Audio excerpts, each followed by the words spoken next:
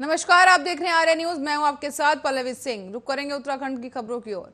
उत्तराखंड के मुख्यमंत्री पुष्कर सिंह धामी का आज बुधवार को दिल्ली दौरा का दूसरा दिन बताया जा रहा है। जो मुख्यमंत्री पुष्कर सिंह धामी का बुधवार को भी केंद्रीय मंत्रियों से मिलने का कार्यक्रम है। तो वहीं मुख्यमंत्री पुष्कर सिंह धामी ने मंगलवार को नई दिल्ली में राष्ट्रीय सुरक्षा सलाहकार अजीत डोभाल के साथ मुलाकात की। इस दौरान उन्होंने केंद्रीय रक्षा और पर्यटन राज्य मंत्री अजय भट्ट, राज्यसभा सांसद और भाजपा के राष्ट्रीय मीडिया प्रभारी अनिल बलूनी से भी भेंट की है। राष्ट्रीय सुरक्षा सलाहकार डोभाल से मुलाकात में मुख्यमंत्री ने राष्ट्रीय सुरक्षा के परिप्रेक्ष्य में उत्तराखंड की भूमिका और इस विषय से जुड़ी चुनौतियों के बारे में विस्तार से चर्चा की। साथ ही आपको बता दें, मुख्यमंत्री कार्यालय के सूत्रों के अनुसार अपने पिछले दौरे में मुख्यमंत्री ने प्रधानमंत्री, केंद्रीय गृह मंत्री और राष्ट्रीय अध्यक्ष जेपी नड्डा से मुलाकात की थी। इस दौरान वो कई केंद्रीय नेताओं और मंत्रियों से भी मिले। राज्य से विकास से जुड़े जिन प्रस्तावों पर केंद्रीय मंत्रियों ने सहमति दी थी, उनकी मंजूरी के लिए मुख्यमंत्री एक बार फिर से पैरवी करने जा रहे हैं। बताते चले, विधानसभा चुनाव से पहले मुख्यमंत्री राज्य के विकास से संबंधित उन योजनाओं की स्वीकृति चाहते हैं जो राज्य की अस्थापना, कल्याणकारी योजना और विकास से जुड़ी योजनाएं हैं। साथ ही भाजपा के प्रदेश अध्यक्ष मदन कौशिक ने कहा है कि प्रदेश में पार्टी युवा मुख्यमंत्री पुष्कर सिंह धामी के चेहरे पर चुनाव में जाएंगे और उन्होंने विपक्ष पर निशाना साधा कि उनके नेताओं ने कोरोना के खिलाफ लड़ाई नहीं लड़ी, बल्कि वो आपस में ही इसी लड़ाई में उलझे रहे कि उनका नेता कौन होगा।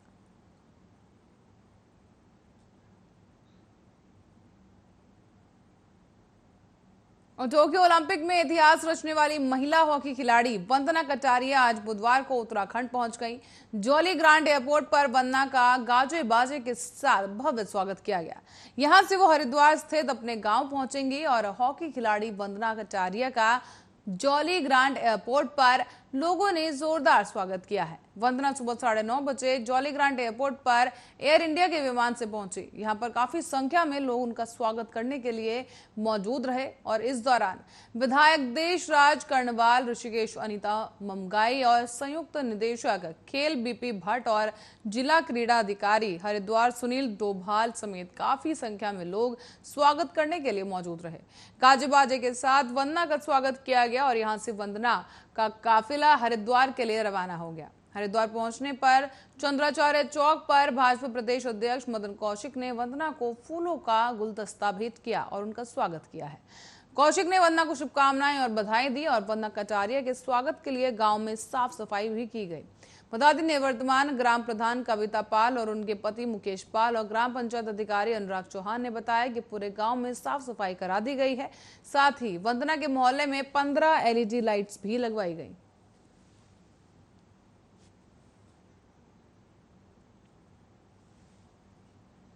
और उत्तराखंड कांग्रेस प्रदेश अध्यक्ष गणेश गोदियाल का ट्विटर अकाउंट 16 घंटे तक बंद रहा।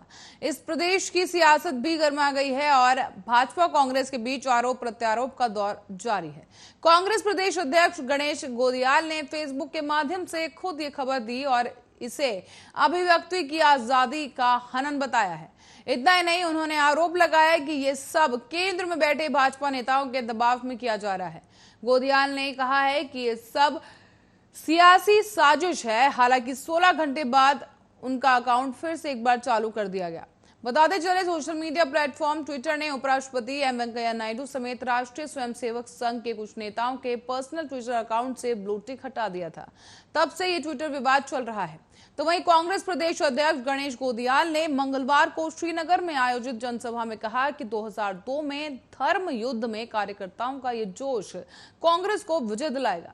साथ ही कहा गया कि जब देश जब विपरीत इस परिस्थितियों में रहा है, तब कांग्रेस ने चुनौतियों का सामना किया है।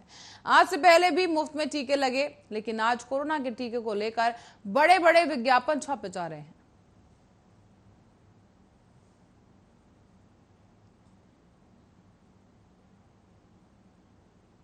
और इसी बीच उत्तराखंड हाईकोर्ट ने राज्य सरकार को हरिद्वार में आयोजित कुंभ के दौरान कोरोना वायरस की कथित फर्जी जांच घोटाले पर अपना रुख साफ करने के निर्देश दिए।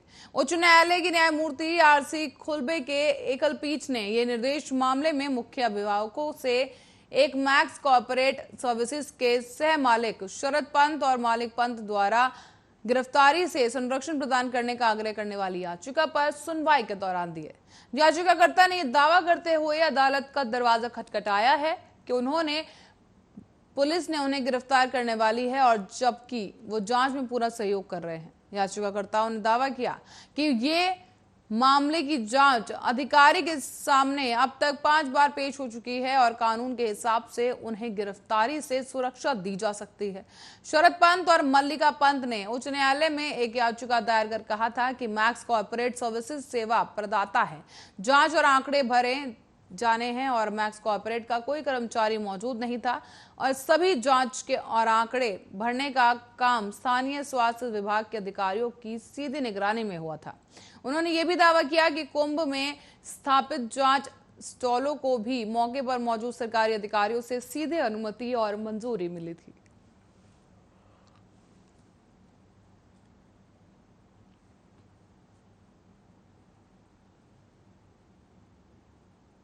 अब बद्रीनाथ धाम से आगे चीन सीमा तक सेना की आवाजाही को आसान करने के लिए माणा रोड से लगभग 2 किलोमीटर का बाईपास मार्ग बनाया जाएगा। इसके लिए कार्य योजना भी तैयार कर ली गई है और लोक निर्माण भवन ने सर्वेक्षण भी पूरा कर लिया है। केदारनाथ की तर्ज पर बद्रीनाथ धाम को भी मास्टर प्लान के तहत विकसित किया जाना है। ये प्रधानमंत्री नरेंद्र मोदी के ड्रीम प्रोजेक्ट्स में शामिल है और 4 धाम यात्रा के दौरान देवन दर्शन में चेकिंग के बाद ये यात्री वाहनों को आगे जाने दिया जाता है। इससे यहाँ अक्सर जाम की स्थिति बनी रहती है और ऐसे में सेना के वाहन भी जाम में फंस जाते हैं। तीर्थ यात्रियों को भी भारी दिक्कतों का सामना करना पड़ता है। इसे देखते हुए अब देव दर्शनी में जैन धर्मशाला से शेष नेत्र झील के समीप माणा रोड तक बाईपास मार्ग का निर्माण किया जा रहा है। साथियों को बता दें, लॉनिवी के अधिकारियों का कहना है कि इसे वर्ष के अंत तक सड़क का निर्माण शुरू कर दिया जाएगा।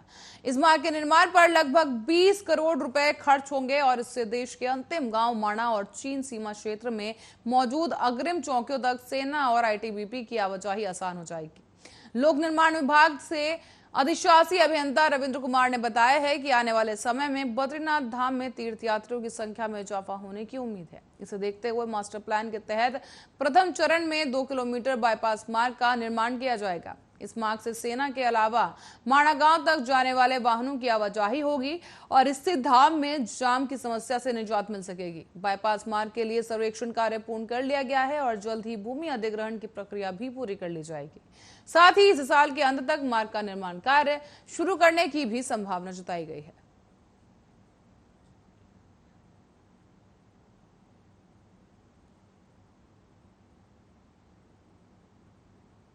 उत्तराखंड के मुख्यमंत्री पुष्कर सिंह धामी ने कहा है कि सारे विवाद का हल होने तक देवस्थानम प्रबंधक बोर्ड का काम रोक दिया गया है। विवादों के हल के लिए हाई पावर कमेटी का गठन किया गया है और ये कमेटी 4 धाम से जुड़ी सभी हकहूकधारियों और पांडे पुरोहितों को उनकी बातें सुनेगी और 4 धाम देवस्थानम और प्रबंधन कानून से नाराज तीर्थ पुरोहितों के आंदोलन और बीजेपी की प्राथमिक सदस्यता से इस्तीफा देने के प्रश्न पर मुख्यमंत्री ने कहा कि सरकार का स्टैंड एकदम साफ है। इस मामले में प्रदेश सरकार ने हाई पावर कमेटी बना दी है। ये कमेटी 4 धाम से जुड़े सभी लोगों की बात सुनेगी। उनकी बातें सुनने के बाद वो उनका हल निकालेगी और तब तक देवस्थानम प्रबंधन बोर्ड की यथास्थिति रहेगी और उस पर रोक लगाई जा रही है। कर्मकार बोर्ड में श्रम मंत्री और बोर्ड के अध्यक्ष के बीच चल रहे विवाद के सवाल पर मुख्यमंत्री ने कहा कि वो मुख्य सेवक के रूप में हर विवाद का हल निकालेंगे। सभी विवादों में उनके बीच का रास्ता निकालकर समाधान होगा और 4 धाम देवस्थानम बोर्ड को भंग करने की मांग को लेकर केदारनाथ के तीर्थ पुरोहितों का आंदोलन जारी है। आंदोलनकारियों ने सरकार के खिलाफ जमकर नारेबाजी करते हुए उग्र आंदोलन की चेतावनी दी है। साथ ही केदार सभा का अध्यक्ष विनोद शुक्ला के नेतृत्व में तीर्थ पुरोहित मंदिर परिसर में एकत्रित हुए। वहां नारेबाजी के साथ मांग पूर्ति तक आंदोलन जारी रखने का संकल्प भी लिया गया है।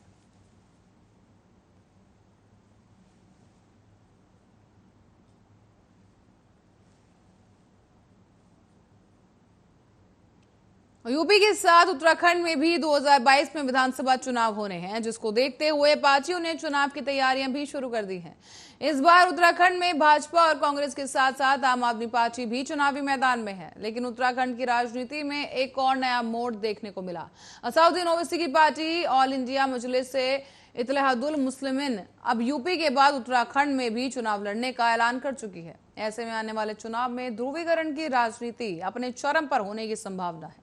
जाहिर है कि उत्तराखंड में भाजपा, कांग्रेस, आम आदमी पार्टी और अब ओवैसी की एंट्री से मुकाबला और भी ज्यादा दिलचस्प हो गया है।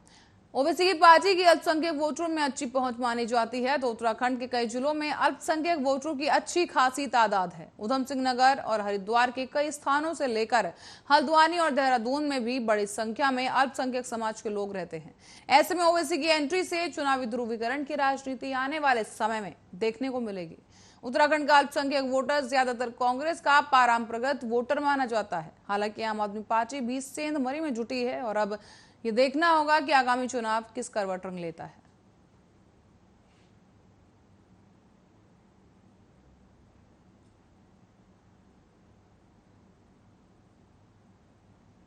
देहरादून के कलेमेटाउन थाना क्षेत्र के नशा मुक्ति केंद्र की डीवीआर पुलिस ने कब्जे में ले ली है। यहां पर कुल 6 सीसीटीवी कैमरे भी लगाए गए और पुलिस के अनुसार इन कैमरों से केंद्र में आने वाले लोगों के बारे में पड़ताल हो रही है। साथ ही आपको बता दें, इसके अलावा अब बाकी लड़कियों के भी बयान लिए जा रहे हैं और इसके साथ ही दुष्कर्म के आरोपी walk and wind shower home के संचालक विद्यादत्त रतूड़ी को न्यायालय के आदेश पर जेल भेज दिया गया है। अभी केंद्र में जांच पूरी नहीं हुई है। यहां से 13 लड़के जा चुके हैं, जबकि 4 अभी भी वहां रह रहे हैं। उनके माता पिता को खबर दी गई है। साथ ही क्लेमटाउन और पुलिस अब यहां पर सीसीटीवी कैमरों की फुटेज खंगालने में जुट गई है। बताते दें आपको कि नशा मिलता था यहां पर और इसके साथ ही लाता कौन था इसके बारे में जानकारी फिलहाल नहीं मिल पाई है और सीसीटीवी कैमरे की फुटेज से पता चल सकेगा कि नशा मुक्ति केंद्र में कौन कौन संदिग्ध लोग आते थे। सभी कैमरे आंगन और सड़क की ओर लगे हुए हैं। ऐसे में ये बात भी सही है कि केंद्र के अंदर क्या क्या होता था इसके बारे में कुछ खास पुलिस को हाथ लगने वाला नहीं है। ऐसे में इस तरह से पुलिस अब बयानों के आधार पर ही केस को मजबूत बनाने की कोशिश में जुटी है। नशा मुक्ति केंद्र में सीसीटीवी कैमरे लगे हुए हैं। इनकी रिकॉर्डिंग देखने के लिए डीवीआर कब्जे में ले लिया गया है और केंद्र के आसपास की गतिविधियों की जानकारी भी इनसे मिलने के अनुमान जताए जा रहे हैं। इसके साथ ही यहाँ पर कौन कौन आता था या कौन जाता था ये पता लगाने की कोशिश पुलिस कर रही है और इससे निश्चित रूप से कुछ ना कुछ लीड मिलने की संभावना जताई जा रही है। दोपहिया और 4 पहिया वाहन चलाते समय मोबाइल पर बात की तो न सिर्फ आपको मोटर व्हीकल एक्ट के तहत चालान का भुगतान करना होगा, बल्कि आपका मोबाइल फोन भी 24 घंटे के लिए जब्त कर लिया जाएगा। मोबाइल फोन पर बात करते हुए गाड़ी चलाते समय आए दिन होने वाली दुर्घटनाओं को रोकने के लिए परिवहन विभाग की ओर से ये कदम उठाया गया है। आरटीओ संदीप सैनी ने बताया है कि परिवहन विभाग और पुलिस प्रशासन की मदद से बुधवार से 12 दिन का विशेष अभियान चलाया जाएगा। अभियान के दौरान गाड़ी चलाते समय मोबाइल पर बात करने वालों पर विशेष नजर रखी जाएगी और साथ ही सब पर कार्रवाई होगी और ऐसे में राहगीरों के लिए मुसीबत बनने वाले वाहन चालकों की भी जमकर खबर ली जाएगी। जांच अभियान के दौरान ओवरलोडिंग, ओवर स्पीड के साथ साथ प्रदूषण के कागजातों की भी जांच की जाएगी। आरटीओ परिवर्तन संदीप सैनी ने बताया है कि विशेष जांच अभियान के दौरान अगर कोई नाबालिग बिना ड्राइविंग लाइसेंस के 2 पहिया या 4 पहिया वाहन चलाते पकड़ा गया तो परिजनों से न सिर्फ मोटर व्हीकल एक्ट के तहत 25,000 रुपए का जुर्माना वसूला जाएगा, बल्कि 1 साल के लिए गाड़ी का परमिट भी निलंबित कर दिया जाएगा। साथ ही नाबालिग को 25 वर्ष तक की उम्र होने तक ड्राइविंग लाइसेंस भी जारी नहीं किया जाएगा।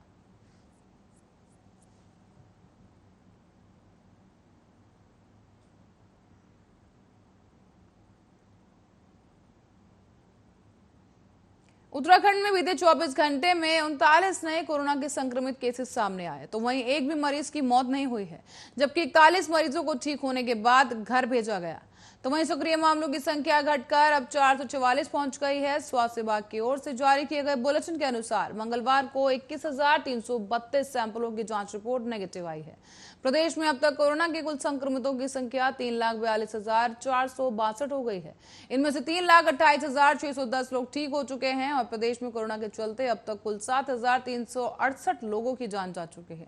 प्रदेश में मंगलवार को ब्लैक फंगस से एक मरीज की मौत हुई, जबकि कोई नया मरीज सामने नहीं आया है। अब तक कुल मरीजों की संख्या 570 पहुंच चुकी है। हेल्थ बुलेटिन के अनुसार एम्स ऋषिकेश में भर्ती एक मरीज ने दम तोड़ा और अब तक मरने वालों की संख्या 130 हो गई है।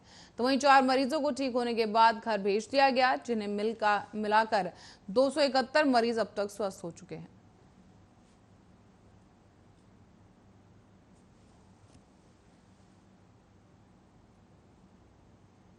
और केंद्र सरकार से नियमित रूप से कोविड वैक्सीन की डोज मिलने से राज्य में टीकाकरण की रफ्तार बढ़ गई है। दूसरी बार प्रदेश में एक दिन में सर्वाधिक 1.19 लाख से अधिक लोगों को वैक्सीन की पहली और दूसरी डोज लगाई गई। मंगलवार को केंद्र से 1 लाख टीके राज्य को मिले और 11 जुलाई को 72,000 कोविशील्ड और 30,000 कोवैक्सीन की खेप और मिलेगी। राज्य प्रतिरक्षण अधिकारी डॉक्टर कुलदीप मर्तोलिया ने बताया है कि प्रदेश में वैक्सीन की कमी नहीं है। केंद्र सरकार की ओर से लगातार वैक्सीन उपलब्ध कराई जा रही है। मंगलवार को पूरे प्रदेश में 731 केंद्रों पर 1,19,596 लोगों को वैक्सीन लगाई गई। तो वहीं केंद्र सरकार से 1 लाख वैक्सीन की डोज मिली है। बुधवार को 1 लाख से अधिक वैक्सीन राज्यों को मिलेगी। प्रदेश में अब तक 67 लाख से अधिक लोगों को वैक्सीन लगाई जा चुकी है और 18 से लेकर 44 आयु वर्ग में 26.22 लाख से अधिक लोगों को पहली खुराक और 1.2 लाख लोगों को दूसरी कोरोना का टीकाकरण किया जा चुका है।